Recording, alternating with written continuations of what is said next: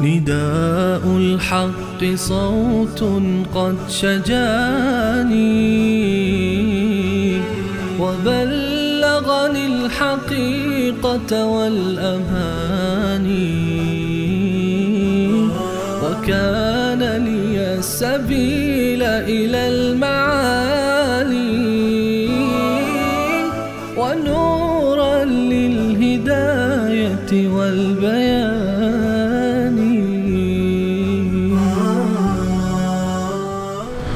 أعوذ بالله من الشيطان الرجيم. بسم الله الرحمن الرحيم. يا أيها النبي قل لأزواجك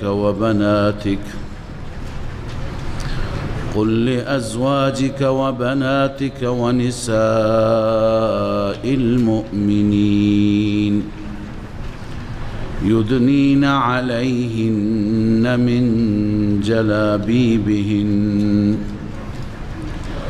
ذلك أدنى أن يعرفن فلا يؤذين وكان الله غفورا رحيما. صدق الله العظيم. اللهم صل على سيدنا وشفينا محمد وعلى آله وصحبه وآله وسلم.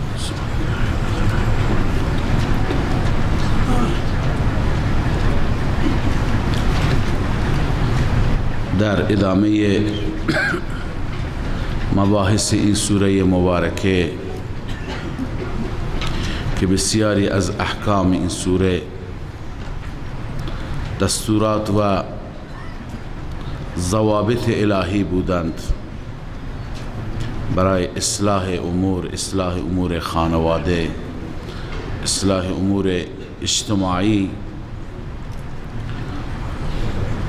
دستوری دیگر در این آیاتی که تلاوت گردید صادر می شود. خداوند تعالی به پیامبر محبوبش دستور میده که شما به همسرانتون، دخترانتون و تمام زنان مؤمنه بگویید و دستور بدید، آنها را مکلف بکنید که چادری بزرگ، جلباب، اینجا کلمه جلباب آمده، جلابیب جمع جلباب هست. جلباب به اون چادری میگویند در اصطلاح که از فرق سر تا پا همه بدن را بپوشد. چنین چادری بر خود آویزان بکنند، یعنی بر سر خودشون بندازند. این برای بیرون هست. وقتی که یه زن از خانه به بیرون می رود و با توجه به اینکه لباس هایی که به تن دارد، این لباس های زینتی هستند، امکان دارد جواهراتی، زیورالاتی هم استفاده داشته باشد. بنابراین نیاز هست به جلباب، به چنان چادر بزرگی که از سر تا پا اون را بپوشن، همه زینت ها و زیورالاتی که دارد اونها را مخفی بکند. اینجاست که خداوند می فرماید یا ایها النبی قل لازواجک و بناتک. ای نبی، ای پیامبر، به همسرانت بگو و بناتک، دخترانت بگو. معلوم میشه که دختران رسول اکرم صلی الله علیه و سلم تعدادشون زیاد بود، تنها یک دختر نبود. و بناتک، اگر کسانی بگویند که منظور از دختر زنهای امت هستند، بقیه زنها هستند که دختران پیامبر هستند، اونها را خداوند جداگانه خطاب فرموده. و نساء المؤمنین، پس مراد خود دختران رسول اکرم صلی الله علیه و سلم هستند. بعضی گفتن نه، مراد نمیتونن دختران پیغمبر باشند، چون دختران پیغمبر فوت کرده بودند، فقط فاطمه رضی الله عنها زنده بود. در زمان نزول این آیه، که این آیه در سال 8 هجری نازل شد، 3 تا از دختران رسول الله صلی الله علیه وسلم حیات داشتند. یکی در سال 8 هجری فوت کرد و یکی در سال 9 هجری، و فاطمه بعد از رسول الله صلی الله علیه وسلم. لذا به دخترانت و نساء المؤمنین، به زنان مؤمنین بگو که یدنین علیهن من جلابیبهن، بندازن بر خودشون، آویزان کنند بر خودشان از جلباب هایشان. جلباب عرض کردم چادر بزرگ را میگن.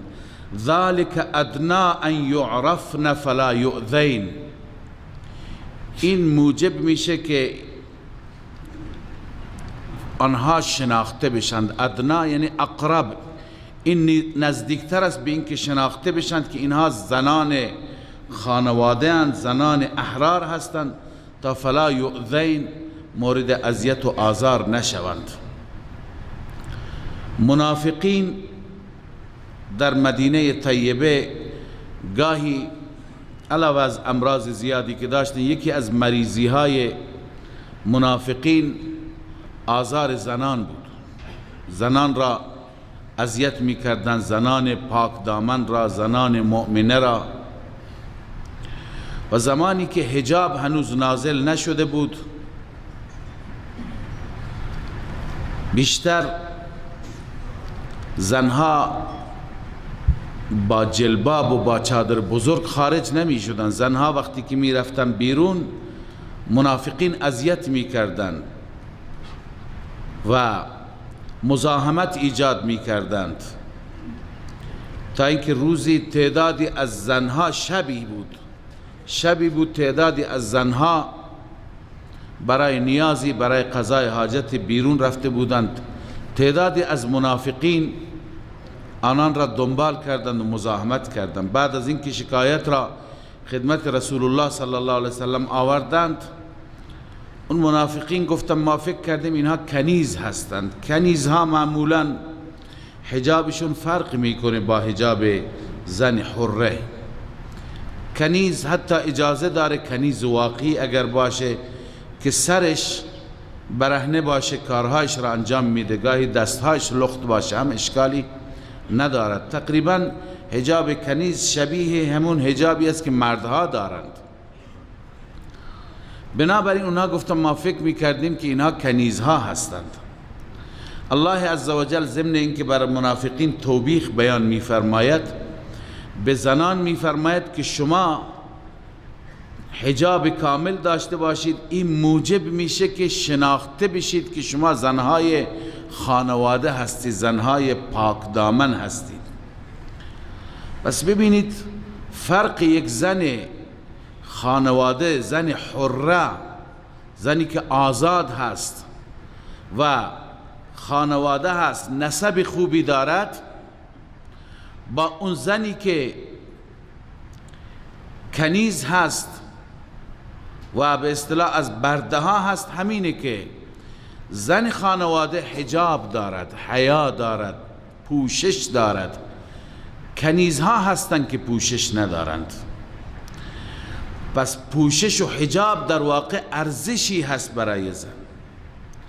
من این مطلب را خدمت شما قبلا هم عرض کردم، در سوره نور بود شاید، که حجاب در واقع عزتی هست برای زن. امروز تبلیغاتی بر علیه حجاب داره میشه که نوع فشار هست بر زن و به زندان قرار دادن زن هست. اما قبلا هم عرض کردم که خدای عزوجل زن را بسیار زیبا آفریده ظرافت‌هایی در زن هست که اون ظرافت‌ها در مردها نیستند، زیبایی‌هایی در زن هست که اون زیبایی‌ها در مرد نیست، لذا جذابیت داره و این جذابیت باعث فریب کسانی میشه که به تعبیر قرآن در دلهایشون مرض هست.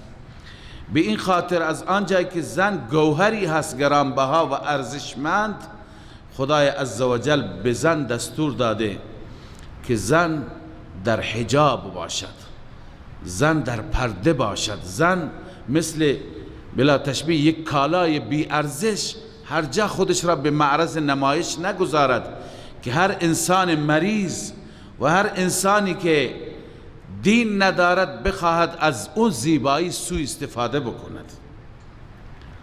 امروز که دنیای کفر معتقد است به زنها آزادی داده، چه آزادی به زنها داده؟ امروز زنها را در واقع مثل یک عروسکی موجب سوء استفاده قرار داده. شما کشورهایی که ادعای برابری میکنن ببینید، زن آله تبلیغات شده برای اونها، تبلیغاتی برای نمیدونم شامپو و برای صابون و برای آدامس و برای شکلات و هر جا عکس یک زن برهنه هست، زن اوریان هست. زن موجب جلب و جذب مشتری شده برای اونها، پس به زن بها ندادند، زن را بی ارزشتر کردند. زن یک موجود بسیار ارزشمند هست، مخلوق الله عزوجل، خدا بهش بها داد. عرض کردم همانطور که گوهر گرانبها را انسان به معرض نمایش نمیگذارد، هزاران دزد هست، هزاران بدچشم هست، امکان داره این چیز شیء ارزشمندی که شما داشته باشید طمع داشته باشند و از پیش شما برو باید. شما وقتی که یک چیز ارزشمند داشته باشید اون را مخفی میکنید، اون را به کسی نشان نمیدهید و گوهر را در چندین غلاف پوشیده و مخفی نگه میدارند. زن مثالش همینه. زن را الله عزوجل با توجه به زیبایی ها و ظرافت هایی که در زن داشت خدا قرار داده و ارزشی بهش داده، بهش دستور داده که در پرده بماند. این در واقع بها دادن هست، این در واقع عزت بخشیدن است به زن، نه اینکه العیاذ بالله به زن ظلم کردن باشد. بنابراین ببینید اونها منافقین فکر میکردن که این زنها زنهای کنیز هستن، گرچه اونم بهانه‌ای بود. کنیزک ها هستن که کنیزک ها به خاطر کار و باری که انجام میدن موظف نیستن، مکلف نیستن تمام بدنشون را بپوشن، سر و گردنشون اگر ظاهر بشه، دستشون و آستینشون بالا باشه، این از نظر شرعی اشکالی نداره. الله عزوجل فرمود پس از این به بعد شما زنهای مؤمنه، شما زنهای پاک، شما زنهایی که اصالت دارید، خانواده دار هستید، شما جلباب بپوشید، چادر بزرگ بپوشید که این نشان شخصیت شماست، نشان اصالت شماست، نشان خانوادگی شماست. بس امروز هم زنی حجاب را رعایت می کند که قدر خود را و شخصیت خود را بشناسد. اونی که خودش را نمی شناسد، برای خودش بهای قائل نیست، برای خودش ارزشی قائل نیست، بلا تشبیه و بلا نسبت به ظاهر چند تا وسایل آرایشی استفاده میکنه و میخواد که به معرض نمایش مردان بیان تا مردانی که مشکل دارند، فی قلوبهم مرض هست، اونها با نگاه شهوت آمیزشون سوء استفاده از اونها بکنه. این زن خودش را نشناخته، این زن خودش را یک آله‌ای قرار داده که از این آله ها خیلی هست و این دنیا مردم از اونها سوء استفاده میکنن، ارزشی در واقع ندارن. بس الله می فرماید که ذالک ادنا ان یعرفن فلا یؤذین، این نزدیکتر است به این که اونها شناخته بشن که اینها زنهای ارزشمندند، زنهای دارای اصالتند، فلا یؤذین، مورد اذیت و آزار واقع نشوند. و کان الله غفورا رحیما، الله عزوجل بخشاینده و مهربان است. اما الله عزوجل تذکری بیان می‌فرماید برای منافقین، برای این نوع انسانها. این نکته را هم باید داشته باشیم که چشم چرانی، مزاحمت برای دختران مردم و چشم دوختن به ناموس مردم، این از دأب و عادات منافقین است. این از صفات نفاق است. کسی که این عادت را دارد و کسی که دنبال ناموس مردم هست، او شعبه بزرگ از شعبه های نفاق در درونش هست، به فکرش باید باشد. لذا هستند امروز همونطور که بقیه صفات نفاق در میان مسلمانان هستند، متاسفانه این صفت هم در بسیاری از جوانان هستند. گاهی میبینیم در ساعات تعطیل مدارس، دانشگاهی ها جمعی هستند که سر راه ناموس مردم نشستند، ایستادند، با ماشین دور میزنند، با موتور دور میزنند. اینا واقعا مریضند، اینا واقعا در قلبشون مرض از قرآن تعبیر میکنه، اینا واقعا نفاق دارند. خدا اینها را اصلاح بکند، باید به فکر اصلاحشون باشند. بد مرضی هست و انسان باید فکر بکند، همانطور که در حدیث آمده، اون کاری که با ناموس مردم میکنه و دنبال ناموس مردم هست، به خود قیاس بکند اگر همین احوال را، همین کار را کسی با ناموس خودش انجام بده. لذا مسلمان باید درک داشته باشه، فهم داشته باشه، ناموس مسلمان ناموس ما هست.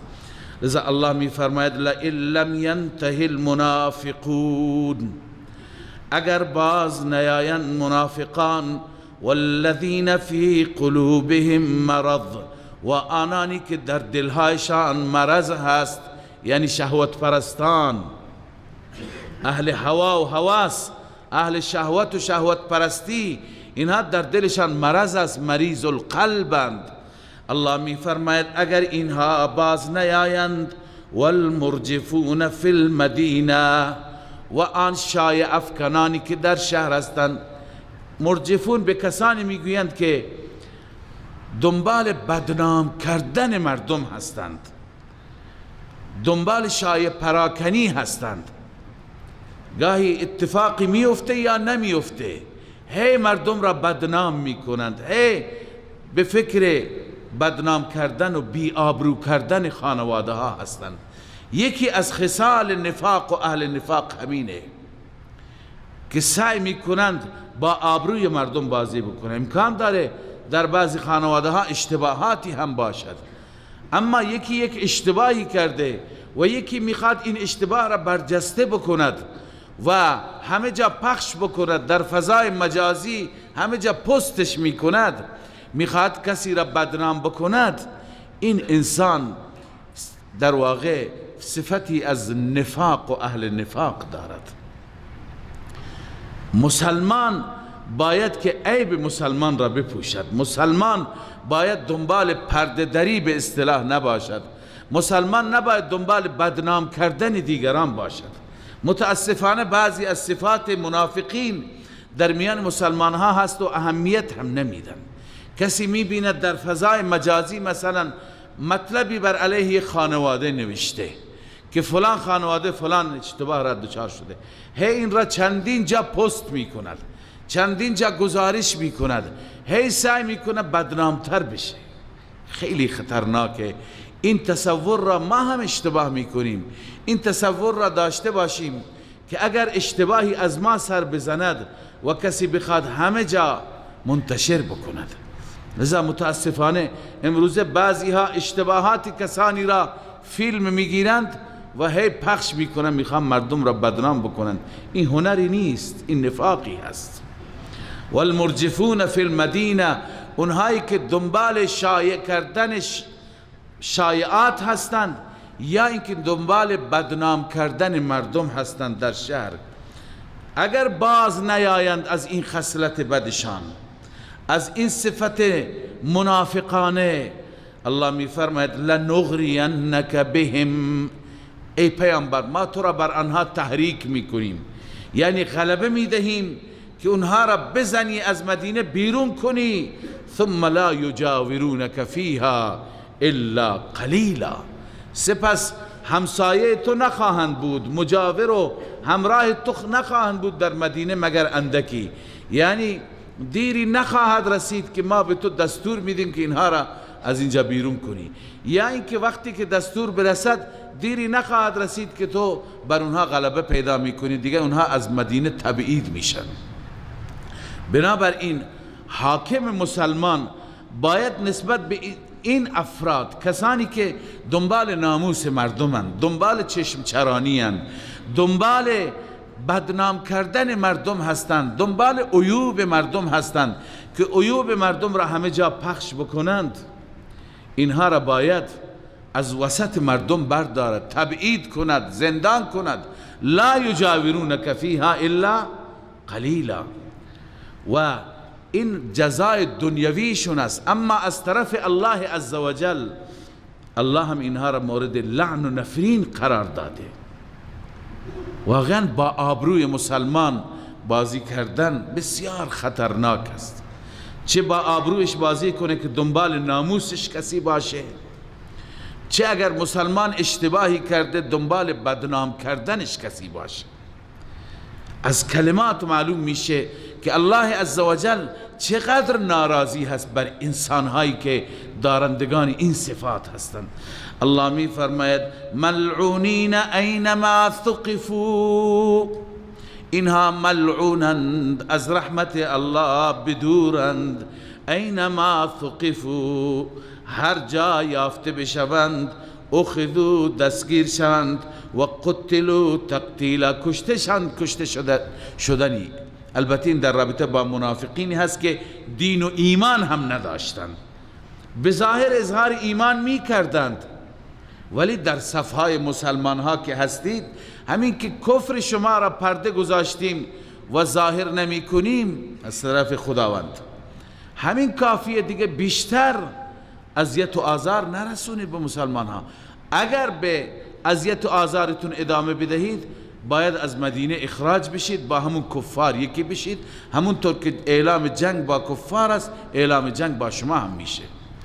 پس اینکه ما در چندین آیه خواندیم یا ایها النبی جاهد الکفار والمنافقین، ای پیامبر با کفار و با منافقین بجنگ، که بعضی از مفسرین تفسیر میکنن جنگیدن با منافقین با زبان هست، با کفار با سنان و شمشیر و نیزه هست. و شیخ رحمه الله میفرمی، شیخ حسین علی، نه، بعضی از منافقین هستن با اونها هم جنگ با شمشیر، همین نوع منافقینند. یا اون منافقینی که بظاهر ایمان آوردن، خارج مدینه زندگی میکردند، اما با کفار مباشر بودند، همراه بودند و هماهنگ بودند. وقتی که با اون کفار جنگ بشه، اون منافقین دیگه جز اونها هستند. یا این منافقینی که نفاقشون بر نفاقشون پرده گذاشته شده، اما چنین فسادهایی میکنند، چنین شایع پراکنی هایی میکنند، اینا رو باید بیرون کرد، از دار اسلام بیرون کرد، برند همونجا با کفار. هر وقتی که جنگ با کفار شد، اینها هم بر اینها پروا نکنید، رحم نکنید، اینها رو بکشید. به این معنی است سنت الله فی الذین خلوا من قبل. این سنت الهی است که در پیشینیان هم گذشته که با مفسدین بد برخورد بشه. این سنت چه سنتی هست؟ سنت و روش الهی این است که با مفسدین بد برخورد بشه. ولن تجد لسنت الله تبدیلا، سنت و روش الهی تبدیل نمیشه. لذا منافقینی که فساد میکنن، فساد اخلاقی دارن، چشم چرانی دارن، یا در جامعه موجب اشاعه فساد میشوند، الله عزوجل اینها را به اشد مجازات گرفتار میفرماید. این سنت الهی است. یسألک الناس عن الساعه، وقتی که در رابطه با عذاب و درباره مؤاخذه خدا صحبت میشد، اونها میگفتن خب قیامت کی هست؟ به صورت تمسخر، به صورت استهزاء و باور نکردن. الله میفرماید اعلام کن که علم قیامت پیش من نیست. این از خواص پنجگانه هست که علم قیامت را هیچ کسی ندارد. 5 تا هستن، یکی از اونها علم قیامت هست.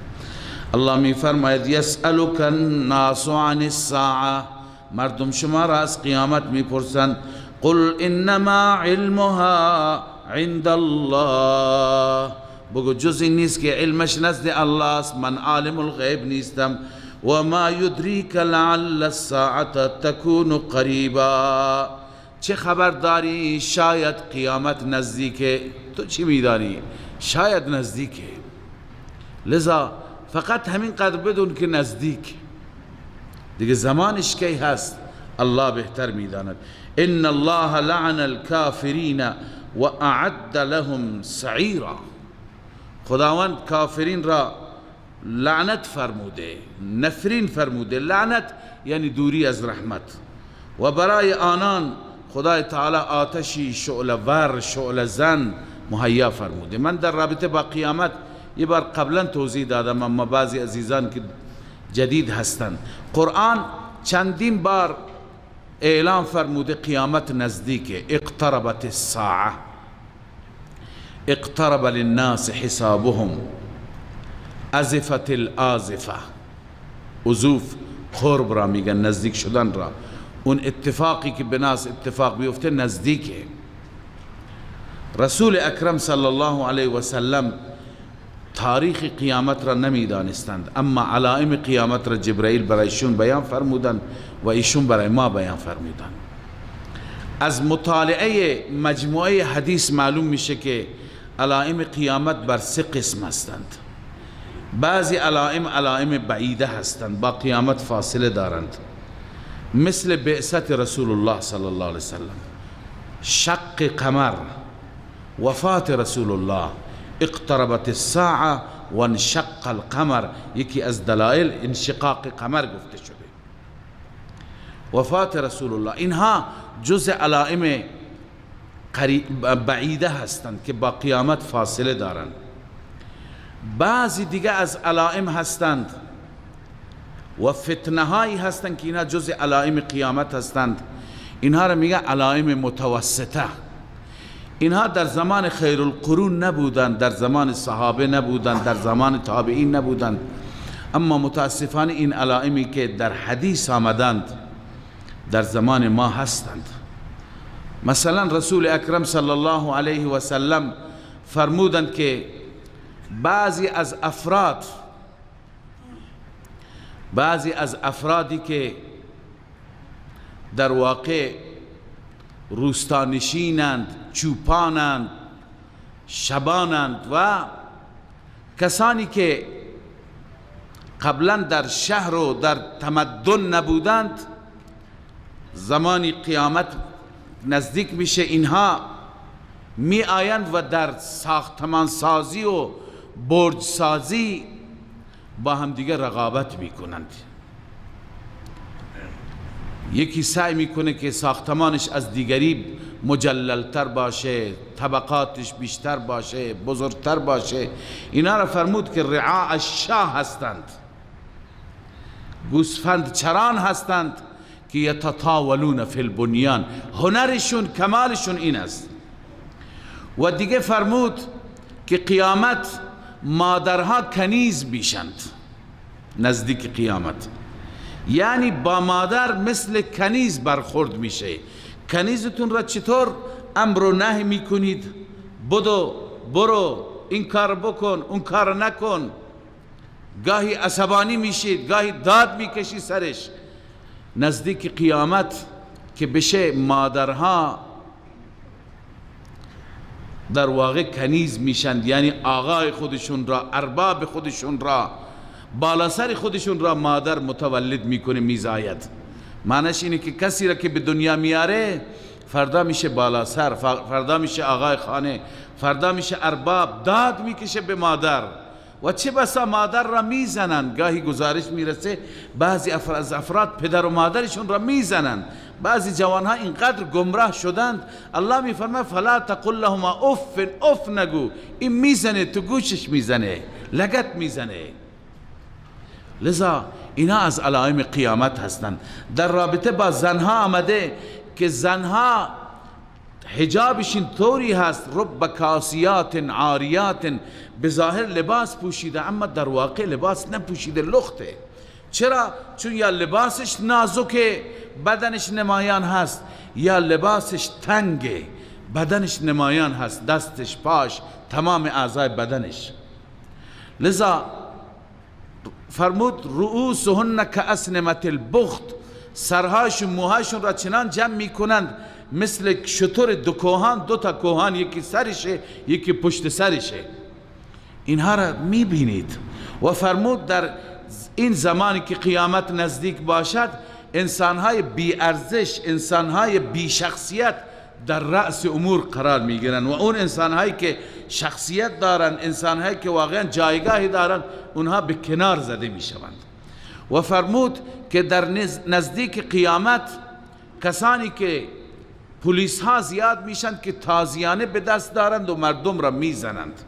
و دیگه فرمود که زنا زیاد میشه، ربا زیاد میشه، رشوه زیاد میشه، قتل و خونریزی زیاد میشه. اینا علائمی هستن که به هر حال مشاهده میکنیم. اینها علائم متوسطه قیامت هستن. پس دو مرحله گذشته، الله بر ما رحم کنه. سوم میماند علائم قریبه قیامت، اونی که با قیامت فاصله چندانی ندارند، مثل نزول عیسی علیه السلام هست، طلوع خورشید از مغرب هست و بادی و نسیمی که میوزد ایمانداران را و روح اونها را قبض میکند، دابت الارض هست و علائم دیگری که در نزدیک قیامت اونها ذکر شدند، اونها هنوز رؤیت نشدند. لذا و ما یدریک لعل الساعة تکون قریبا، خبر نداری شاید قیامت نزدیک است. ان الله لعن الكافرین و اعد لهم سعیرا، خداوند کافرین را که انکار میکنن نفرین فرموده و لعنتش چیه؟ اعد لهم سعیرا، برای اینها آتشی آماده کرده، خالدین فیها ابدا، همیشه در آن آتش به صورت ابد میمانند. لا یجدون ولیا ولا نصیرا، نفی شفاعت قهری، نمییابند برای خودشان هیچ حامی و هیچ نصرت کننده ای، کسی نیست اونها را نجات بده. و الله عزوجل سخن از ندامت و پشیمانی اونها میگه، ولی چه فایده؟ پشیمانی زمانی هست که دیر شده. الله میفرماید یوم تقلب وجوههم فی النار، روزی که چهرهایشان در آتش بر میگردد، یعنی چهرهشون را در آتش کباب میکنند، بر آتش عرضه میشه. اونجا وقتی که میبینند که اینقدر سخت، قابل تحمل نیست، چه میگویند؟ یقولون یا لیتنا اطعنا الله و اطعنا الرسول، کاش ما الله را اطاعت می کردیم، رسول الله را اطاعت می کردیم، از هوای نفس اطاعت نمی کردیم، شیطان را اطاعت نمی کردیم. الله می فرماید و قالوا ربنا انا اطعنا سادتنا، بار الها ما اطاعت کردیم ساده خودمون را، رؤسای خودمون را. ساده رؤسا را میگن، رؤسای کفر و شرک، کسانی که مردم را به سوی کفر و شرک فرا میخواندند هستند. امروز کسانی که مبلغ خرافات هستند، مبلغ شرک هستند، شب و روز در ماهواره ها، شبکه های ماهواره‌ای نشستند، تشکیک میکنند مردم را نسبت به توحید، نسبت به یکتاپرستی شک ایجاد میکنند. هی مردم را به سوی غیر الله پرستی، به سوی عیسی مسیح، به سوی دیگه آستانه ها مردم را تشویق میکنند که مردم از اونجا استمداد کنند، مردم از اونجا کمک بگیرند. اینها هستند ساده، اینها هستند رؤسای کفر و شرک که روز قیامت تابعین از اینها میگن خدایا ما علمی نداشتیم، ما از اینها تبعیت کردیم، انا اطعنا سادتنا، سرداران خودمون و کبرانا، بزرگان خودمون را اطاعت کردیم، فاضلون السبیلا، ما را از راه حق، از راه توحید، از راه ایمان ما را گمراه کردند. خب که چی؟ الان چی میخوایی؟ چیزی دیگه نمیخواد، امیدی ندارد، فقط میگه خدایا اونهایی که ما را گمراه کردن اونها را 2 برابر عذاب بده، هرچی ما هستیم اونها را چند برابر عذاب بده که اونها ما را به خاک سیاه نشوندن. ربنا آتهم ضعفین من العذاب، بار الها دو برابر اونها را عذاب بده، ولعنهم لعنا کبیرا، آنها را لعنت کن، نفرین کن، نفرین کردن بزرگی که هیچ وقت بوی از رحمت نبینند. فقط اینه که اظهار میکند احساسات درونیش را که چقدر نسبت به سادت و کبرا، اونهایی که در دنیا برای اونها کرنش میکردند، در دنیا برایشون رکوع و سجده میکردند، اونجا میگه فقط عذابش چند برابر باشد. یا ایها الذین آمنوا لا تکونوا کالذین آذوا موسی. در این سوره تقریبا از ابتدای سوره تا وسط سوره تا پایان سوره موضوع یه چیز بود، این بود که نبی خدا را، رسول خدا را اذیت نکنید.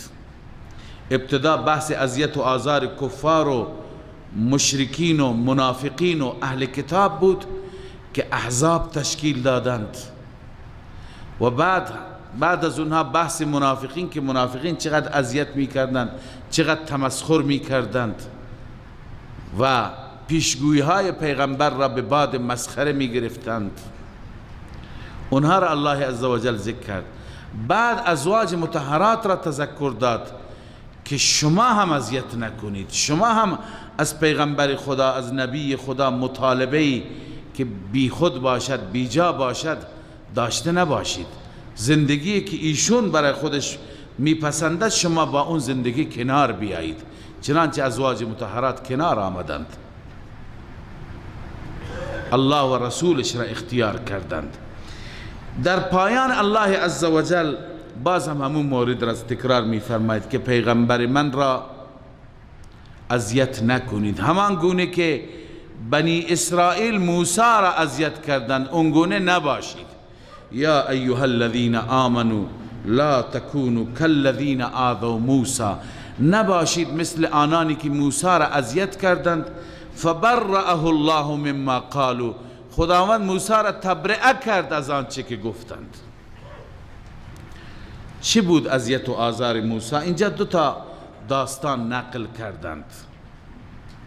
یکی که در روایت بخاری و مسلم هست، حدیثی آمده، اون حدیث البته حدیث صحیح هست، ولی این که شأن نزول این آیه باشد و این آیه در رابطه با اون باشد، چنین چیزی در حدیث نیامده، فقط همون واقعیت در حدیث آمده. بعضی از مفسرین با توجه به اون داستان و این جریان گفتند که حتما این آیه در رابطه اشاره به همون جریان داره. جریان این بود که در قدیم مردم احکام نازل نشده بود، مردم از نظر حیا سست بودن، ضعیف بودن. مردمان، شما میدونید مردمان قدیم حتی لباس هم نداشتند. درباره ذوالقرنین خواندیم که یه جایی رفت در مشرق زمین که مردم نه سقف خانه داشتند نه لباس داشتند، لخت مادرزاد. لذا این مسائل ایرادی و اشکالی نداشت. اما انبیاء را الله عزوجل هم معصوم آفریده، هم با حیا آفریده. موسی علیه السلام در میان بنی اسرائیل بود. بنی اسرائیل با هم همیشه وقتی که استحمام میکردند، حمام عمومی همون جوی آب بود و نهر بود، هم دیگر را هم میشستند، لخت بودند تو آب. موسی با اونها نمیرفت. موسی چون پیغمبر خدا بود حیا داشت. پیامبران حیا دارند. درباره رسول الله صلی الله علیه وسلم آمده گاهی برای قضای حاجت و برای نیاز دستشویی بیرون میرفت. قدیما بیابان میرفتند، چنان دور میرفت که اصلا پیدا نمیشد. این میرساند حیای انبیاء. حیا بسیار چیز خوبی هست و رسول الله از ایمان قرار داد، شعبه از ایمان است. هر اندازه که حیا بیشتر باشد بهتره. ولی متاسفانه امروز مردم چیزهایی را، فیلمهایی را تماشا میکنن، حیاها کم شده. بنابراین اونا گفتن موسی حتما مشکل مردانگی دارد. انه آدر میگفتن. آدر به کسی میگویند که خصیتینش بزرگ باشد و آله مردانگی به اون صورت ندارد. حتما به این خاطر اون مشکل را دارد که با ما یه جا غسل نمی کند، با ما یه جا حمام نمی کند، در حالی که موسی علیه السلام موضوعش چیزی دیگه بود. بالاخره موسی همیشه دور می رفت، یه جای استحمام می کرد که کسی نبود. یه روز موسی رفت و لباسش را بر سنگی گذاشت و استحمام کرد. نظافتش که تمام شد خارج شد به حکم الله عزوجل، این سنگ برا افتاد، چون خدای عزوجل همیشه انبیایش را از هر عیبی پاک می آفریند که مردم دیگه عیب و ایرادی نگیرند، بگن تو فلان اشکال را داری، فلان عیب را داری. از انبیا معیوب نیستن هیچ وقت، از هیچ نظری، نه از نظر نسب مشکل دارن، نه از نظر جسمی مشکل دارن، نه از نظر اخلاقی، نه پرونده گذشته شون سیاهی و لکه‌ای دارد. لذا به حکم الله عزوجل این سنگ برا افتاد، حرکت کرد. در حدیث میاد موسی دنبال کرد سنگ را، ثوبی حجر ثوبی حجر، میگفت ای سنگ لباس من لباس من. سنگ هم بدو موسی هم دنبالش، تا اینکه آمدن به جایی که مردم، بقیه مردم، عموم مردم اونجا غسل میکردن. سنگ اینجا آمد و ایستاد، موسی هم اینجا رسید. اونها موسی را دیدن، برای اونها عادی بود، یعنی چیزی عجیبی نبود که موسی لخت بود، ولی اونها موسی را که دیدن نگاه کردن، اون چیزی که اونها فکر میکردن غلط بود. لذا متوجه شدن نه، موسی عیبی در وجودش نیست، مشکلی ندارد. بالاخره موسی علیه السلام عصبانی شد، چند ضربه به سنگ زد، ضرباتی چنان زد که اثراتش روی سنگ ماندگار شد.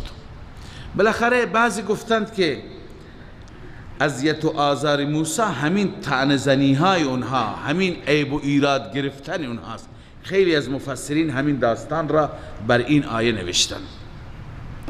اما بسیاری دیگر از مفسرین من جمله شیخ ما حضرت حسین علی رحمه الله معتقد است که این داستان دوم هست. اون اینه که موسی علیه السلام پیغمبر خدا بود، نبی خدا بود، روز به روز الله بهشون عزت و شکوه بیشتری بخشیده بود و به پیش می رفت. پسر عموی موسی که منافق بود، قارون فرزند یسحر بود و موسی فرزند عمران بود. عمران و یسحر با هم برادر بودن. بعضی وقتا عموزاده ها با هم یک رقابتی هم دارند، حسادتی هم دارند. این با ضمن اینکه منافق بود، حسود هم بود، خیلی با موسی مشکل داشت. لذا این میخواست که موسی را بدنام بکند. یه زن فاحشه‌ای و زن فاسده‌ای را خواست، یه پول، یه مبلغ خوبی بهش داد. گفت وقتی که موسی داشت سخنرانی میکرد، من از موسی میپرسم که چرا تو خودت این کار هستی؟ و موسی انکار کرد. تو بلند شو و بگو بله موسی با من العیاذ بالله زنا کرده، با من این کار را کرده، تا در میان مردم بدنام بشه. بالاخره روزی موسی علیه السلام داشت مردم را موعظه میکرد، ارشاد میکرد. خیلی از این اتفاقات تو دنیا افتاده، خواستند که افرادی را بدنام کنند، دشمنانشون. قارون در جمع بلند شد، گفت که موسی تو که این همه دم میزنی که پیغمبر خدا هستی، چرا خودت فساد میکنی؟ چرا خودت با زنهای فاسد رابطه نامشروع داری؟ موسی گفت با کی من داشتم؟ گفت این زن آمده پیش من شکایت کرده که تو بهش تجاوز کردی، باش علیاذ بالله هم خوابی داشتی. زن بلند شد گفت بله راست میگه، تو با من این کار را کردی. موسی علیه السلام گفت تو را به اون خدایی که تو را آفریده سوگند میدم. وقتی که پیغمبران اون اخلاق جلالیشو میاد، انسان وحشت میکنه، احساس میکنه عذاب خدا الان داره میاد. گفت تو را به اون خدایی که تو را آفریده تو را سوگند میدم که من با تو این کار را کردم، راست میگی؟ این زن لرزید، ترسید، گفت نه، قارون به من پول داده بود، به من گفت که اینو بگم. همونجا در جا اعتراف کرد. لذا بعضی گفتن این واقع است. چنانچه قال ابو العالیه هو ان قارون استأجر مؤمسة ای زانیة، قارون بدبخت یک زن زانیه را اجاره کرد، لتقذف موسی بنفسها، تاکه موسی را تهمت بزند على رأس الملأ، در جمع مردم. فعصمها الله تعالی، خداوند او را معصوم قرار داد. و برأ موسی من ذلك و کان ذلك سبب الخسف بقارون و من معه. بعضی گفتن سبب خسف قارون همیشه. این روش قارونی همیشه بوده. در طول تاریخ اهل حق را متهم کردند. خیلی ها هستند که افرادی را میفرستند، زنهایی را میفرستند پیش دینداران، پیش انسانهای پاک، تا به عنوان دیگه بیاند. بعد میاند و حمله میکنن، فیلمبرداری میکنن، میگن فلان فلان کار را کرد. این هم فیلمش در این زمان هم هستند. بعد از اون فرد را به خاطر اینکه فیلمهایش را پخش نکنند در منگنه قرار میدهند. بنابراین این سیاست قارونی هست.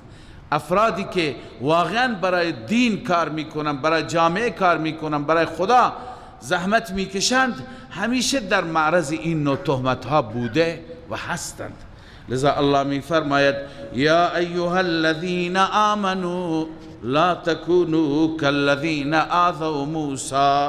ای مؤمنان، ای کسانی که ایمان آوردید، شما نباشید مثل کسانی که موسی را اذیت کردند. فبرأه الله مما قالوا، الله ایشون را تبرئه کرد از آنچه که آنها گفتند.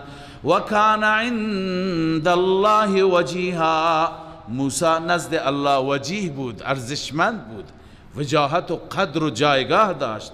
یا ایها الذین آمنوا اتقوا الله وقولوا قولا سدیدا. الله می فرماید ای مؤمنین، پروا داشته باشید از الله، بترسید. و قولوا قولا سدیدا، قول و سخن راست بگویید، تهمت نزنید، راست بگویید نسبت به رسول الله صلی الله علیه وسلم، نسبت به مؤمنین. لذا سخنتان و قولتان قول سداد باشد، راست باشد. در صورت راستی الله عزوجل شما را بقیه امورتان را اصلاح می فرماید. یصلح لکم اعمالکم و یغفر لکم ذنوبکم. الله اعمال شما را، این نتیجه اول تقوا و راستی، اعمال شما را الله اصلاح می فرماید. این در دنیاست، یعنی در دنیا توفیقات نیک خواهید داشت. اینا بفهمید که هر عملی در دنیا بر عمل دیگه موکول است، هم عمل نیک هم عمل بد. گاهی انسان عمل نیک اندکی میکند، این موجب میشه توفیق بیشتری داشته باشد. اون عمل را انجام میده، اون باعث میشه توفیق بیشتری داشت. آخر کارهای کلان میکنن. گاهی انسان گناهی کوچکی میکند و بی‌پروایی میکند، این گناه باعث میشه که گناه بزرگتری مرتکب بشه. اون گناه را وقتی که نادیده میگیرد و بی‌توجهی میکنه، باعث میشه بره بزرگتر، بره آخر قتل انسان، بره جنایت ها. الله عزوجل درباره بنی اسرائیل فرمود، خواندیم در سوره بقره که و یقتلون النبیین بغیر الحق، انبیا را میکشتند به ناحق. چرا؟ ذلک بما عصوا و کانوا یعتدون، چون از قبل اینا عصیان میکردن، گناه میکردن، متجاوز بودن، تجاوز پیشه بودن. لذا برای اونها پروا نداشتن، اون گناه باعث شد گناهان بزرگتری انجام بدن. روی همین آیه مفسرین نوشتن که اعمال نیک اندک را معمولی ندانید و اندک ندانید، مستحبات را لذا معمولی ندانید، نوافل را معمولی ندانید. شما که اینها را انجام بدید، خدای عزوجل توفیقی میده که شما کارهای کلان انجام بدید که باعث نجات ملتی بشید. لذا کسانی که مستحبات را انجام میدند آخر الله عزوجل توفیق جهاد هم بهشون میده، توفیق نجات و حمایت از انسانها را هم بهشون میده. پس قول سدید داشته باشید، سخن درست داشته باشید. یصلح لکم اعمالکم، الله بقیه اعمال شما را اصلاح میفرماید. و یغفر لکم ذنوبکم، گناهان شما را الله مورد آمرزش قرار میده. و من یطع الله و رسوله فقد فاز فوزا عظیما. اما همه چیز در قالب اطاعت خدا و رسول، نه اینکه یک کسی بگه از خودش گفتار نیک، پندار نیک، رفتار نیک و بس همینه، بقیه خودش را از قرآن و از سنت مستغنی بداند. نه، محاسن، نیکی ها، زیبایی ها در پرتو اطاعت الله و رسول الله عز وجل. و من یطع الله و رسوله فقد فاز فوزا عظیما. آخر الله عز وجل زجر بیان می فرماید بر منافقین و همچنین تخویف اخروی هست. الله می فرماید انا عرضنا الامانة على السماوات والارض، ما امانت را عرضه کردیم بر آسمان ها و زمین. منظور از امانت چیه؟ ببینید بقیه مفسرین، اول اون چی که از نظر عامه مفسرین است، عامه مفسرین معتقدند که امانت یعنی همین تکلیف، این که ما مکلف هستیم. خدای عزوجل به بقیه حیوانات این تکلیف را نداد، به بقیه جمادات و نباتات نداد، ما را مکلف ساخت، به ما عقل داد، به ما استعداد داد، هر نوع استعداد را. فالهمها فجورها و تقواها، هم استعداد فسق و فجور داد، هم استعداد تقوا و خدا ترسی و خدا پرستی داد. لذا بعدا ما را مکلف ساخت که ای انسان تو مکلف هستی، این کارها را انجام بده، این کارها را انجام نده. اگر انجام دادی این از پاداشت، اگر انجام ندادی این از جزایت.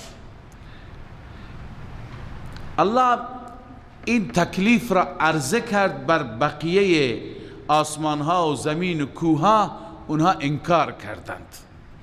عموما اینطور تفسیر میکنند فابین ان یحملنها، اونها انکار کردند، انسان پذیرفت انسان ظلوم و جهول است. اما این تفسیر زیاد به دل نمینشینه، گرچه بیشتر مفسرین همین تفسیر را کردن. به چه دلیل؟ که چطور زمین و آسمان، ماه و خورشید، کوه و دشت بیاد و دستور خدا را بگه نه ما قبول نمی کنیم. درستی میگن اونها اختیار دادند، در حالی که ما در قرآن مجید داریم که الله عزوجل به شمس و قمر گفت ائتیا طوعا او کرها قالتا اتینا طائعین، وظیفتون را انجام بدهید، اون چیزی که بر شما تکلیف شده انجام بدید، به خوشی یا ناخوشی باید انجام بدید، برای انسان خدمت بکنی. قالتا اتینا طائعین، گفتن خدایا ما با خوشی انجام میدیم، هیچ وقت ابایی انکاری از سوی اونها نبوده. پس معنای این آیه چی هست؟ تفسیر این آیه، حضرت شیخ رحمه الله، شیخ حسین علی تفسیری میکند که بعضی دیگه از علما، عموما بعضی از محققین این تفسیر را میکنن، شیخ ترجیح میده، تفسیر شیخ نیست، تفسیر دیگران از شیخ این را ترجیح میده. اون اینه که مراد از امانت خب وظیفه هست، تکلیف هست، اما مراد از حمل امانت به دوش گرفتن نیست. مراد از حمل امانت به دوش گرفتن نیست، بلکه مراد از حمل خیانت است. و به حمل الامانت الخیانه، مراد از حمل امانت چی هست؟ خیانت. حمل کردن یعنی امانت را انداختن، امانت را ادا نکردن. فقط روی این کلمه اختلاف هست، بعد مشکل حل میشه. اگر به این معنی باشد معنای آیه و تفسیر آیه این میشه که انا عرضنا الامانته، ما تکلیف را، اون تکلیفی که باید انجام بدهند، هر یکی از مخلوقات یک تکلیفی دارد. آسمان تکلیفش اینه که بر ما سقف بشه، زمین تکلیفش اینه که بر ما فرش بشه، خورشید تکلیفش اینه که بر ما طلوع و غروب بکند، ماه کذا، دریا، کوها، هر یکی وظیفه خودشون را انجام میدن. تکلیفشون همین کاری که فعلا دارن میکنند. الله میفرماید انا عرضنا الامانه، ما تکلیف را عرضه کردیم بر آسمان ها و زمین و کوها، فابین ان یحملنها، اونها خیانت نکردند، یعنی اونها انجام دادند. فابین ان یحملنها، فابین ان خانها، تفسیر خازن نوشته از خیانت کردن اونها انکار کردن، یعنی اونها اونها خیانت نکردند، نه اینکه اونها سر باز زدند اونطوری که ما همیشه میگیم، نه اونها سر باز زدن، نه، بلکه اونها چی کردند؟ انکار کردند از چی؟ از حمل امانت، یعنی خیانت در امانت. از خیانت کردن انکار کردند، وظیفهشون را به نحو احسن دارن انجام میدند و انجام دادن. اما و حملها الانسان و اشفقن منها، و از اون خیانت ترسیدند. و حملها الانسان یعنی انسان بیچاره ضعیف خیانت کرد در تکلیف خودش. مراد انسان مشرک، انسان کافر است. پس اونا خیانت نکردن، انسان خیانت کرد. ببینید که ما به خاطر اینکه مطمئن‌تر بشید، قال ابن عباس یعنی بالامانه الطاعه، اون تفسیر اول است، مراد از امانت طاعت است. قال مجاهد الامانه الفرائض و حدود الدین، این بازم طبق تفسیر اول، امانت یعنی فرائض الهی و حدود الدین. اما والامانه تعم جميع وظائف الدين على الصحيح من الاقوال وهو قول الجمهور. امانت یعنی تمام وظائف. خب حال وظائف هر یک وظیفه‌ای داره. وظیفه انسان چیزی دیگه هست، وظیفه جن چیزی دیگه هست، وظیفه فرشته دیگه هست، وظیفه حیوانات فرق میکنه، وظیفه درختان، وظیفه زمین، کوه، هر یکی. لذا بقیه امانت به امانت هایشون خیانت نکردند. فابین ان یحملنها یعنی از خیانت ابا ورزیدند. تفسیر نصفی نوشته یرید بالامانه الطاعه لله و بحمل الامانه الخیانت. مراد از حمل امانت یعنی خیانت کردن. امانت را حمل کردن یعنی در امانت خیانت کردن. ببین مثل این است که کسی به شما امانتی میده اینجا بذار، شما از اینجا حمل میکنید جای دیگه میبذارید که اون نبیند، این شد خیانت در امانت، نه حمل. پس ایشون میفرماید مراد از حمل امانت الخیانت. در زبان عربی هم گفته میشه فلان حامل للامانه، فلانی حامل امانت است، یعنی امانت بدوشش از انجام نمیده. و محتمل لها ای لا یودیها الى صاحبها، یعنی امانت را بر نمیگرداند، به دوش خود گرفته، خیانت کرده، به این معنی هست. حتی تزول عن ذمته، حتی که از ذمهش خلاص بشه، زائل بشه، امانت را از دوش خودش بیرون نمی کند. پس مراد از حمل امانت چیه؟ خیانته. بنابراین تفسیرش اون نیست که زمین و آسمان قبول نکردند انسان قبول کرد، نه، بلکه هر یکی وظیفه خودش را قبول کرد. زمین و آسمان از خیانت ابا کردند، اما انسان چی کرد؟ خیانت کرد.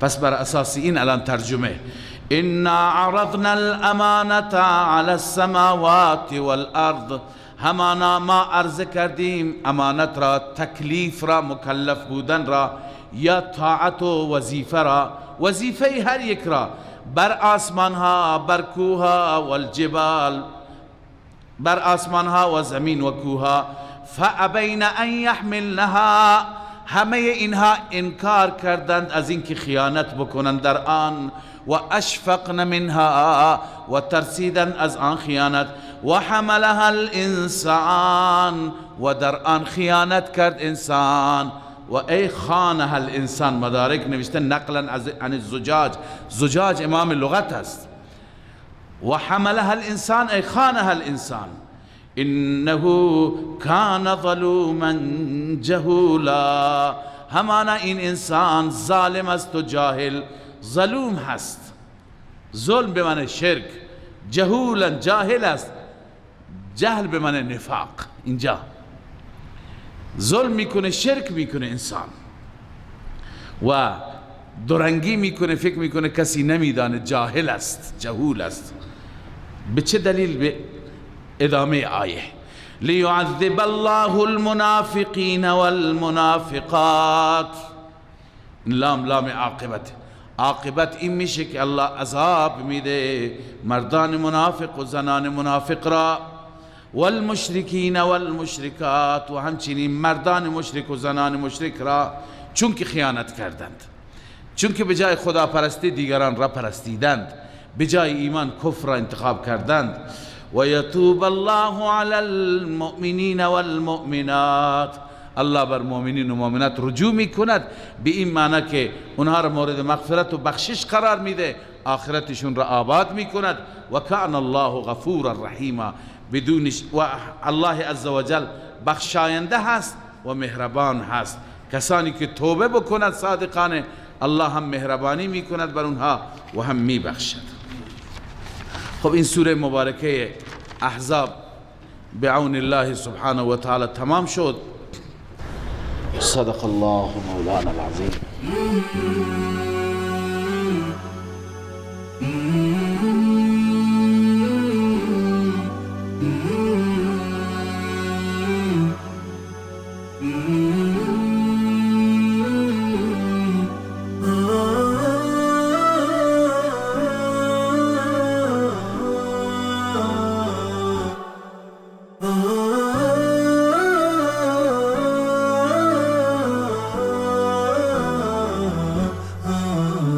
نداء الحق صوت قد شجاني،